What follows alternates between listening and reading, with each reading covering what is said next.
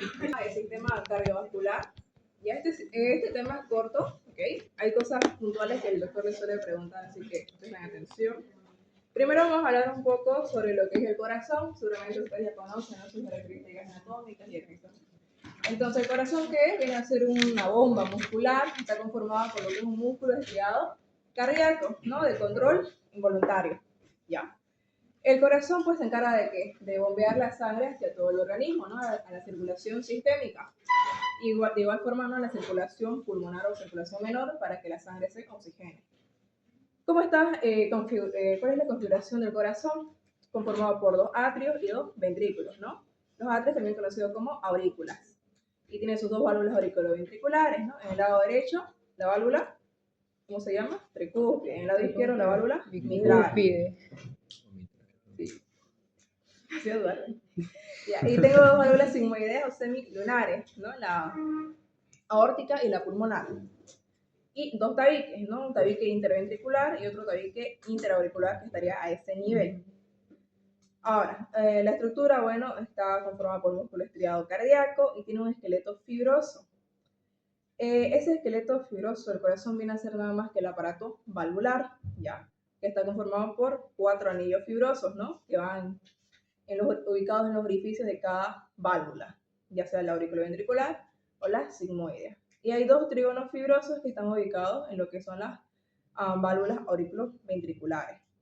Y por supuesto el sistema de conducción, ¿no?, que le brinda esa inervación intrínseca al corazón, ¿no?, que está conformado por lo que es el nódulo sinusal, ¿no?, también conocido de Keith-Flack, que se lo conoce como el marcapasos del corazón. Nódulo sinusal. Este nódulo sinusal va a manejar una frecuencia de unos 60 a 100 latidos por minuto. Este valor corresponde a una frecuencia cardíaca normal. Por eso yo lo considero al nódulo sinusal el marcapasos del corazón. Ya, pero ustedes saben. Desde nacen, ¿no?, lo que son los 3 haces internodales, de anterior, medio, posterior, ¿no?, ya. Del haz de Bachmann nace una rama que va hacia lo que es el atrio izquierdo, ¿no? Luego de esto continúa formando acá lo que es el nódulo auriculoventricular, la Shostabara. Luego continúa con lo que es el haz auriculoventricular, o haz de His. De este nacen 2 ramas, Fibras de Purkinje. la derecha y la izquierda. De esas ramas ya emergen las fibras de Purkinje. Ahora, nódulo sinusal maneja frecuencias de 60 a 100 latidos por minuto. El nódulo auriculoventricular maneja frecuencias de 40 a 60 latidos por minuto. Y eso va disminuyendo ya en el haz de His, creo que en este es de 20 a 40, y ya en las fibras de Purkinje incluso disminuye más. Por esa razón, yo considero al nódulo sinusal el marcapasos. En caso el nódulo sinusal no funcione, ¿qué va a seguir? ¿Qué lo va a reemplazar? El nódulo auriculoventricular. Y si este no funciona, lo reemplaza el haz de His. ¿Hasta dónde puede llegar a ser como que sostenible? Hasta donde lo maneje el nódulo auriculoventricular o la Shostabara. ¿Ya? Ahora, la corriente eléctrica entonces se va a generar acá en el nódulo sinusal y es transmitido por toda esta vía de conducción. Ahora, eso va a hacer que lo que es el miocardio se despolarice y produce la contracción del músculo. ¿Cuánto tiempo tiene que tardar en transmitir, digamos, toda esa corriente eléctrica? Tarda un aproximado de 0,83 segundos, o sea, es bastante rápido.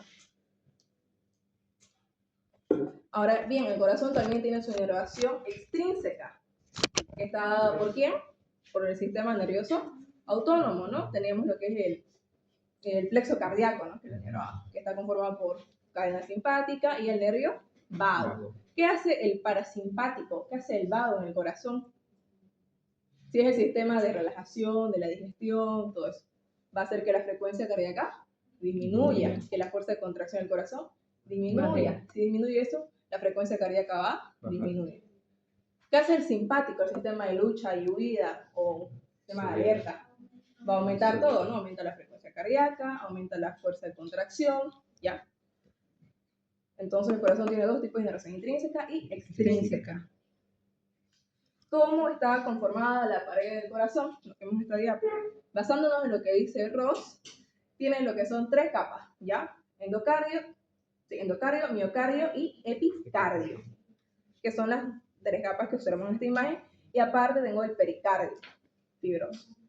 Entonces, el endocardio, que es la capa más interna, está conformada por lo que es una capa de endotelio.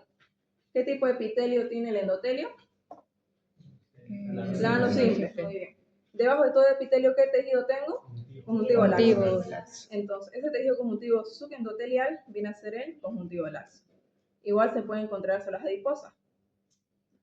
Por debajo de lo que es el endocardio, nos menciona que encontramos el sistema de conducción, ya en la capa subendocárdica. Pregunta examen de Sánchez. También lo que es el endocardio lo va a revestir mención a los tabiques y a las válvulas.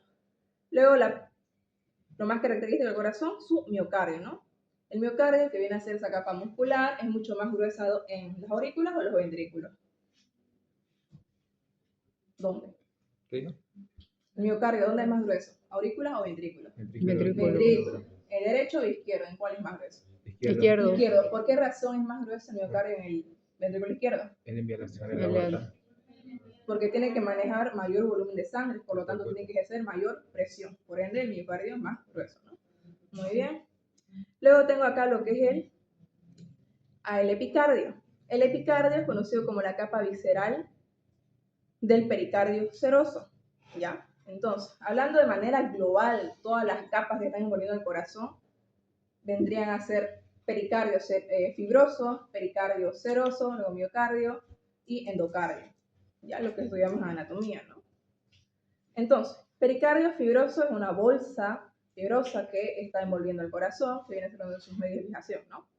Ya. Luego tengo el pericardio seroso. Este pericardio seroso tiene 2 hojas. Una hoja parietal, que está en contacto con el pericardio fibroso, y una hoja visceral que está en contacto con el miocardio. Entre ellas dos hay este espacio, el espacio pericárdico. Nos menciona que acá encontramos entre 15 a 50 ml de líquido. ¿Por qué razón tiene que haber líquido en este espacio pericárdico? Para evitar la fricción. Muy bien. Lubrica, ¿no? Ambas hojas, evita la fricción. Ahora, si hay una cantidad excesiva de líquido en este espacio, o sea, mayor a 50 ml, ¿de qué estaría hablando? Tal vez de que hay un derrame pericárdico, ¿no? O tal vez que hay una inflamación de las hojas y eso produce un exudado purulento. Puede ser también, ya.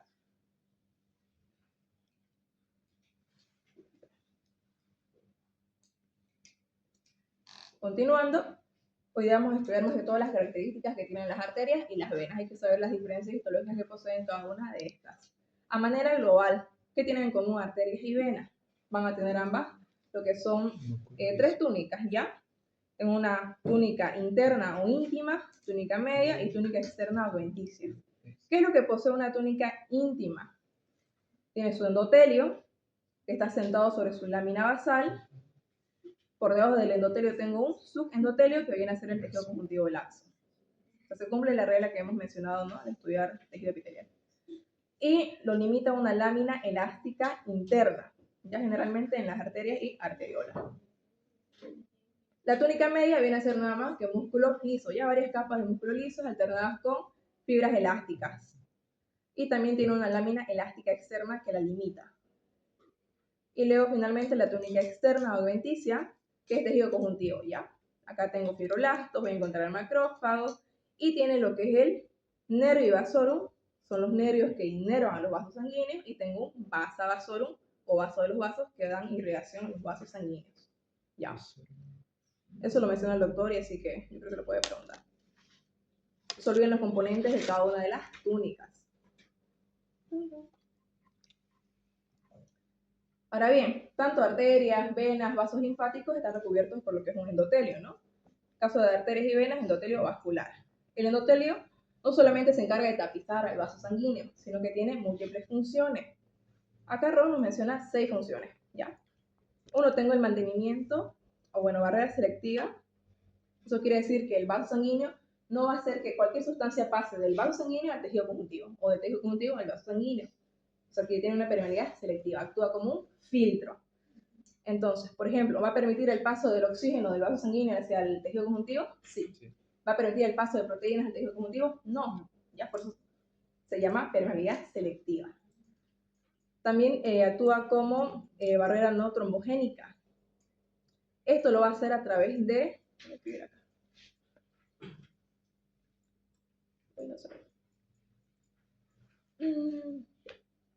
A través de la producción de prostaciclina, óxido nítrico, ¿ya? Principalmente esas dos. Por ejemplo, la prostaciclina es una sustancia producida por los células endoteliales que hace vasodilatación y inhibe lo que es la agregación plaquetaria, o sea que va a evitar que se formen trombos dentro del vaso sanguíneo. El óxido nítrico, de igual forma, la misma función, principalmente vasodilatación y evita obviamente la agregación plaquetaria. Por esa razón es que no se va a formar, digamos, un coágulo dentro de los sanguíneos, ¿no? Dentro de lo normal. Ahora, si hay lesión, obviamente, del endotelio, recién se forma lo que es un coágulo, ¿no? También tiene la función de modulación del flujo sanguíneo y resistencia vascular. ¿Cómo lo va a hacer esto? De igual forma, esas células endoteliales producen, por ejemplo, óxido nítrico que hace vasodilatación y endotelina. Ya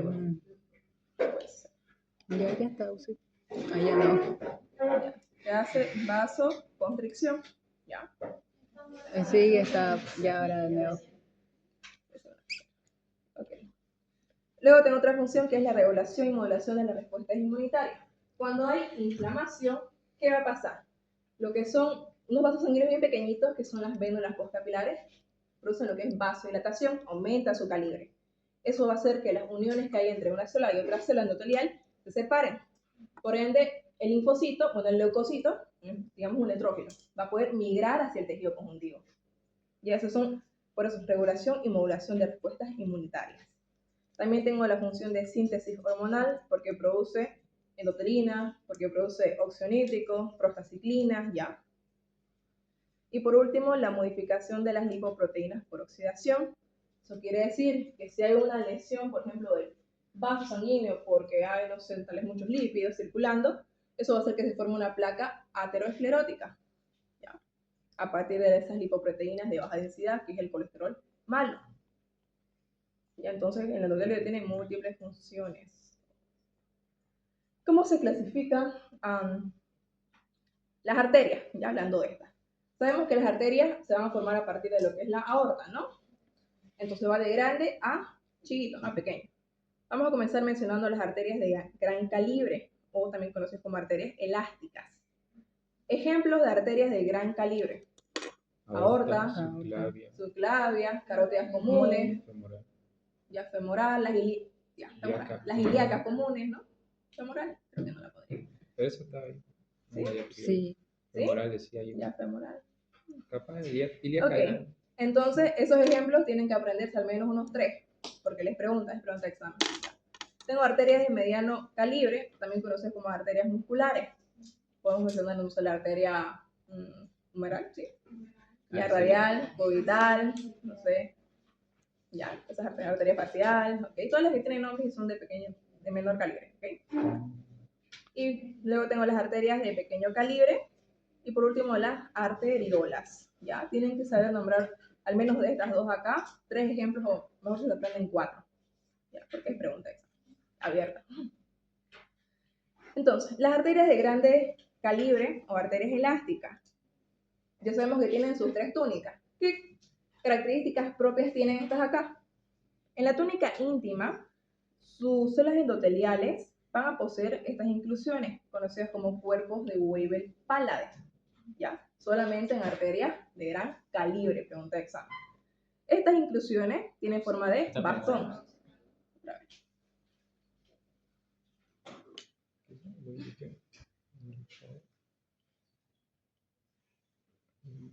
Ya. Bueno, ya. Los cuerpos de Weibel-Palade tienen forma de bastón y contienen el factor de von Willebrand y selectina P. Este factor de von Willebrand viene a ser uno de las plaquetas, que es lo que vimos en la anterior clase. ¿Qué más encuentro en la túnica íntima? En su tejido conjuntivo subendotelial vamos a encontrar dispersas algunas células musculares lisas. Esas producen fibras colágenas y fibras elásticas.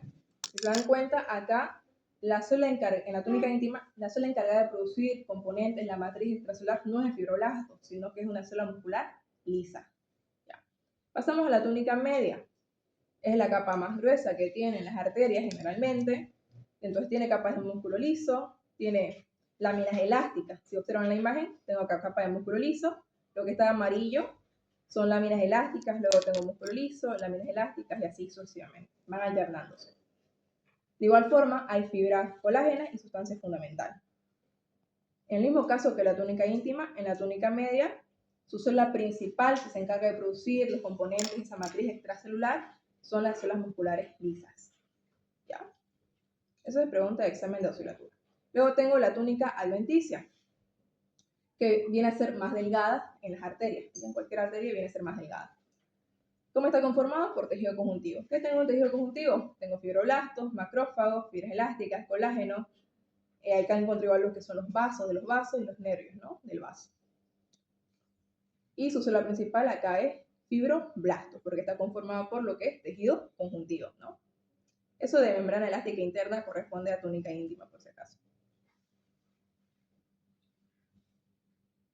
Luego tengo las arterias medianas o musculares. Estas acá se llaman así porque su túnica media tiene mayor cantidad de fibras musculares lisas. Ya abundan estas más sobre la cantidad de láminas elásticas. Si observamos la imagen, veo acá una hilera de fibras musculares lisas, acá otra, y casi no se notan lo que son las láminas elásticas, ya por eso su nombre. La limita una membrana elástica externa, que es esta de acá, que la separa de la túnica adventicia, ya básicamente. ¿Me salté? Ya. ¿Qué más? Lo que es su túnica íntima, nos mencionan, obviamente es la capa más delgada que posee. Lo mismo, tiene su endotelio con su lámina basal, tejido conjuntivo laxo por debajo y el tejido conjuntivo subendotelial. Lo mismo. Algo interesante acá es que su membrana elástica interna, o sea, esta estructura de acá, que este de amarillo, es más prominente y ondulada. ¿Ya? El doctor no le pregunta eso, esto es lo que es de Sánchez. Por eso. Y pregunta de oscilatura, para el que quiera anotarse. Luego tengo las arterias pequeñas. Estas acá, de igual forma, mantienen la misma estructura, túnica íntima, media y adventicia. ¿Ya? La túnica íntima, observamos ¿no? Lo mismo, su endotelio, lámina basal, tejido conjuntivo y membrana elástica interna. La túnica media, ¿qué tiene de característico? Que acá ya se puede contar la cantidad de capas de músculo liso que tiene. Nos menciona un promedio de 8 a 10, por eso recién la denomino arteria de pequeño calibre. La túnica adventicia obviamente ya es más delgada y casi ni se nota en las arterias de pequeño calibre. Si yo observo esta placa, ven esos núcleos que se ven más que todos circulares, pero viene a ser el endotelio, básicamente. Y lo que está todo esto acá son las fibras musculares lisas. Células musculares lisas. Y acá se ven los núcleos, ¿no? Bien alargados. Y ya lo que es su túnica adventicia como que no se distingue. ¿Cómo me doy cuenta que es un vaso sanguíneo? Porque en el centro tiene una luz, es espacio en blanco, ¿no? O sea, viene a ser la luz. ¿Qué circula por el vaso sanguíneo? La sangre. ¿La sangre cómo está conformada? Por eritrocitos, ¿no? Glóbulos blancos y ya, etc. Entonces los glóbulos rojos, o eritrocitos, como que se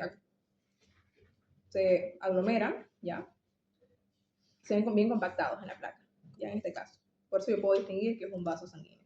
Por la luz que tiene y por los glóbulos rojos circulando por ello. Luego, siguiente vaso son las arteriolas. Estas acá, diferencia del anterior, que en su túnica media solo cuenta con 1 a 2 capas de músculo liso. ¿Ya? Después todo es lo mismo, no hay nada nuevo. Ahora lo importante, luego de eso, va a continuar con los capilares. Acá yo tengo ¿no? mi arteriola. Ya luego continúa con el capilar. El capilar va a tener dos extremos, uno arterial y otro extremo venoso. Y luego continúa como vénula postcapilar. Y acá, ya ven, hay pequeño capilar. Entonces, estos capilares de acá se van a clasificar ya en 3 tipos. Tengo el continuo, su contrario que es el discontinuo o sinusoides, y tengo el fenestrado. ¿Ya? Esto es pregunta de examen del doctor. Entonces, para ello debo saber cómo está conformado un capilar. Solamente va a contar con su túnica íntima, o sea, endotelio y lámina basal. Ahora, en el caso de un capilar continuo, ¿qué características posee? ¿Por qué se llama continuo? Porque su endotelio y su lámina basal están continuas, o sea, no tienen ninguna fenestración, ningún poro, ¿ya? Se mantiene su integridad. En cambio, lo comparo con un discontinuo, que es todo lo contrario al continuo. Yo observo su endotelio que tiene estos poros, estos huequitos, ¿no? Son fenestraciones, ese es el nombre que se le da, fenestración. Su lámina basal igual veo, ¿no? Que tiene acá un poro gigante, acá tiene otro poro, ¿ya? Entonces, continuo, endotelio y lámina basal íntegras. Discontinuo, lámina basal, endotelio, fenestrados. Lo contrario. Y el fenestrado tiene su endotelio fenestrado, pero su lámina basal continua, ¿ya? Sin ninguna fenestración. Ahora debo saber mencionar algunos ejemplos. Por ejemplo, el capilar continuo se ubica en los 3 tipos de músculos, liso, cardíaco y esquelético. Así llámate todo. 3 ejemplos. También en la piel, pulmones y sistema nervioso central. En el caso del capilar discontinuo, o también conocido como sinusoides, lo voy a encontrar en todos los sitios donde se produce las células de la sangre, tanto en la etapa fetal y en la adulta. Entonces tengo hígado, vaso, médula ósea, para memorizarlo más rápido. Y al fenestrado menciona glándulas endocrinas y sitios donde hay absorción de líquido. ¿Dónde hay absorción de líquido? Vesícula biliar, ¿no? Porque se encarga de concentrar la bilis al absorber agua. El riñón, sus túbulos renales absorben, ¿no? Los electrolitos, absorbe agua, ok. También tengo páncreas y tubo digestivo, ¿no? O sea, no está complicado. No se olviden, continuo, todo lo contrario que el discontinuo sinusoide. Ya. Esto sí es lo mismo.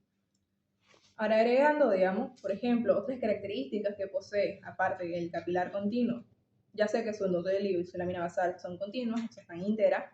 Aparte de eso, tiene microvellosidades y tiene vesículas espinosíticas. Y eso acá es pregunta de auxiliatura. En caso del capilar fenestrado, se le agregaría la vesícula espinosítica. Ya. ¿Qué más? Los capilares generalmente se encuentran rodeados por unas células conocidas como pericitos, que son células que tienen la capacidad de diferenciarse en cualquier otro tipo celular. Ya, por eso se llama célula madre mesenquimatosa.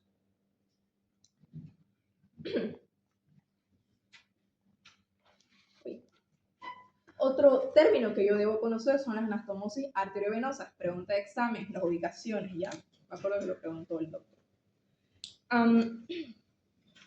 Estas anastomosis arteriovenosas, ¿qué quiere decir? Quiere decir que va a pasar de arteria a vena sin tener un capilar en medio.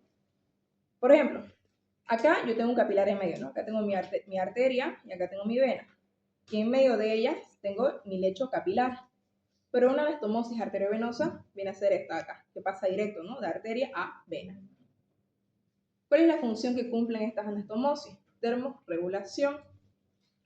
Estas anastomosis tienen la capacidad como que de cerrarse y de abrirse. Si se cierra, ¿qué va a pasar? Digamos que esto se cerró.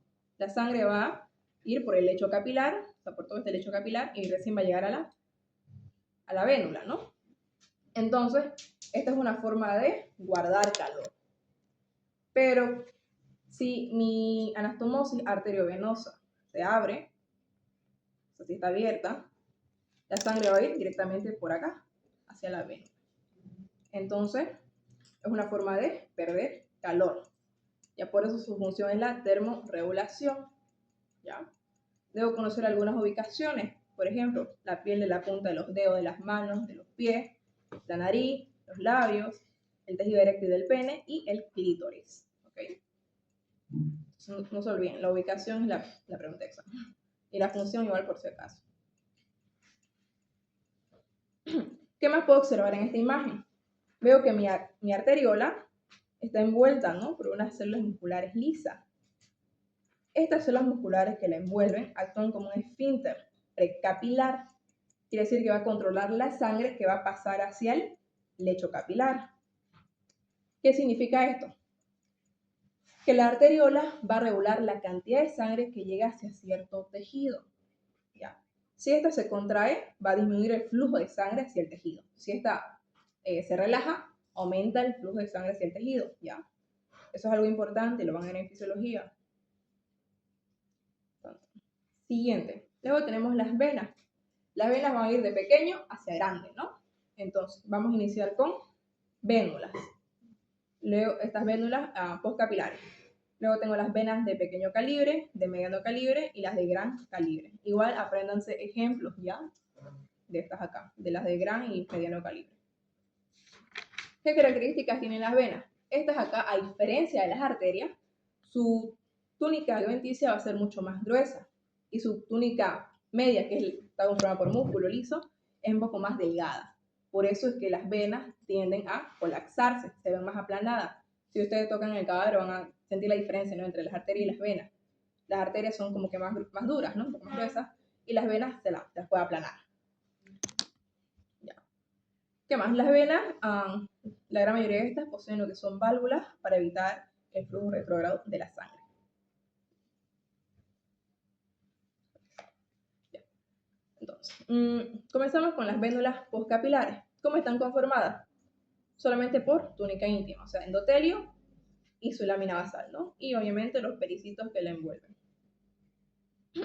Ahora, de las vénulas postcapilares hay una variante que son las vénulas de endotelio alto, que en vez de tener un epitelio plano simple, van a tener un epitelio cúbico simple. ¿Dónde encuentro estas vénulas de endotelio alto? Solamente en órganos linfáticos secundarios, a excepción del vaso. Ya, eso igual, si el doctor lo mencionó, puede ser pregunta exacta. ¿Cuál es la función que tienen? Reclutar linfocitos. Ya por esa razón se encuentran ubicados en estos órganos linfáticos. Luego tengo las vénulas musculares. Estas acá sí poseen las tres túnicas, las mismas características, ¿no? La íntima, su endotelio y lámina basal. La media solamente con hasta 2 capas de músculo liso. Y la adventicia, tejido conjuntivo y fibras elásticas. Y estas carecen de pericitos. Ya los pericitos solamente están ubicados en capilares y vénulas postcapilares. Ya va aumentando su calibre, ahora tengo venas de pequeño calibre. Si observo esta placa, veo que la luz que tiene no es circular, entonces no es una arteria. Como está colapsada, viene a ser una vena. Todo lo que observo acá adentro son células sanguíneas, ¿ya? Ahora, acá como que apenas se logra ver este núcleo, ¿no? Acá se ve otro núcleo, acá otro, acá otro. Viene a ser el endotelio. Luego la túnica media, que viene a ser esta de acá, casi ni se distingue. Y luego se ve la adventicia. Todos esos haces que se ven de forma ondulada vienen a ser las fibras colágenas, ¿ya? Igual fibras elásticas, especialmente. Ya que es más gruesa que la túnica media y la íntima, por supuesto. Luego tenemos acá las venas de mediano calibre. Observo, misma característica, ¿no? Túnica adventicia o externa, más gruesa que la túnica media. ¿Qué es algo interesante de estas venas acá? Que van a poseer válvulas. Más que todo en las que están en las venas de los miembros inferiores. ¿Por qué razón tienen que tener válvulas estas venas? Porque recuerden, la sangre tiene que recogerse desde los pies para llegar al corazón, ¿no? Entonces está yendo en contra de la gravedad. Por ende, si la sangre está acá, va a pasar acá cuando la válvula está abierta. Luego esa válvula se cierra para evitar que la sangre vuelva otra vez. Ya. Pero hay situaciones donde esta válvula se vuelve insuficiente y eso me va a generar lo que son las famosas varices. ¿Qué más es importante tomar en cuenta? Que los músculos de la pierna igual ayudan a ese efecto de la válvula. ¿Okay? Si hay una disminución, digamos, del tono muscular de los músculos de la pierna, eso igual puede llevar a que se produzca una insuficiencia venosa. ¿Okay? Por ende, varices. Ya, algo que tienen que tomar en cuenta. Ya. Luego las venas de gran calibre, mismas características, la túnica íntima, la media y la adventicia, recuerden, es la capa más gruesa. Igual acá se encuentran células musculares en sentido longitudinal. Ahora, en el caso, por ejemplo, de las venas cavas, superior e inferior, estas acá, en su adventicia se va a encontrar lo que es parte del miocardio que se llega a extender hasta ellas. ¿Okay? Ese miocardio que se extiende a las venas cavas Se llama mangas miocárdicas. ¿Okay?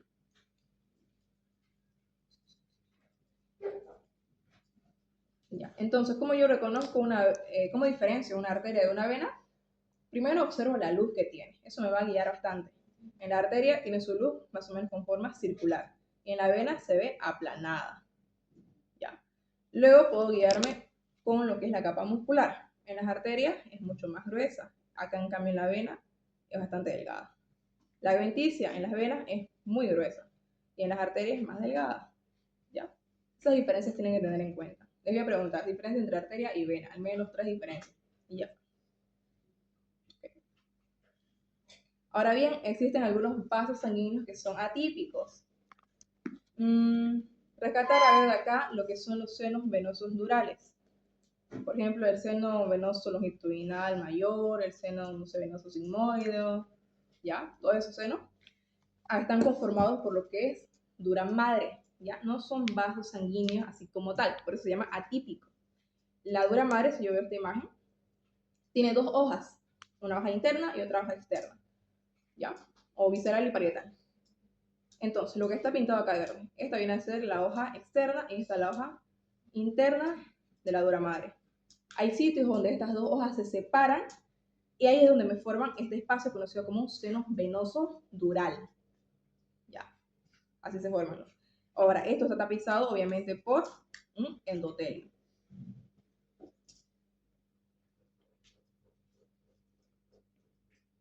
Y por último, tengo los vasos linfáticos. ¿Cuál es la función que cumplen estos vasos linfáticos? Una de ellas, con el transporte de linfa, ¿no? Hacia lo que son los ganglios linfáticos y van a evitar que ese espacio intersticial se llene de líquido. ¿Cómo va a funcionar esto? Acá yo tengo, ¿no?, mi extremo arterial y mi extremo venoso, ¿no?, en mi capilar. Entonces la sangre está llegando por el extremo arterial. Acá me va a aportar el oxígeno a las células, ¿no? Y también cierta cantidad de plasma se va a filtrar, se va hacia lo que es el espacio intersticial. Digamos que esa cantidad de plasma que se va, ya, ese va a ser mi 100%, ¿ya? Que se filtra, dando un ejemplo. Luego, ese plasma que se filtró tiene que reabsorberse. Eso sucede en el extremo venoso. ¿Cuánto por ciento se va a reabsorber de ese 100%? El 90%. Me está quedando un 10% restante, ¿no? ¿Qué pasa con eso? Ese 10% restante de plasma no se puede quedar en el espacio intersticial, porque si no, ¿qué va a pasar? Se llena de líquido, ¿no? Y se va a producir un edema. Entonces ahí es donde actúan mis vasos linfáticos. Estos se encargan de drenarme ese 10% de plasma que quedó para evitar, digamos, que se produzca el edema. Pero ¿qué pasa si mi vaso linfático está obstruido, digamos, acá? No se va a poder drenar, entonces el líquido queda ahí. Y esa es una de las causas del edema, ¿ya? Que haya una obstrucción linfática. En la otra clase hemos visto que otra de las causas puede ser que la presión oncótica disminuya, ¿no?, cuando no hay suficiente albúmina. O si la presión hidrostática está aumentada, igual puede causar edema. Son múltiples causas del edema. Ya hemos visto 2 con ustedes, la disminución de la presión oncótica y ahora la obstrucción de los vasos linfáticos. Y eso lo van a ver igual al año siguiente y todo eso.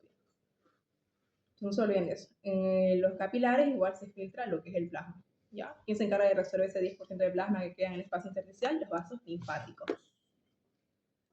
Entonces estos vasos linfáticos al final, ¿dónde van a terminar drenando? En el sistema venoso, ¿no? Acá en lo que es el ángulo yugulo-subclavio Pirogov, ¿no? Tanto en el lado izquierdo como en el lado derecho. ¿Ya? Eso sería el tema de sistema cardiovascular. ¿Ya? Es un tema bonito, es muy repetitivo, si se dan cuenta. Así que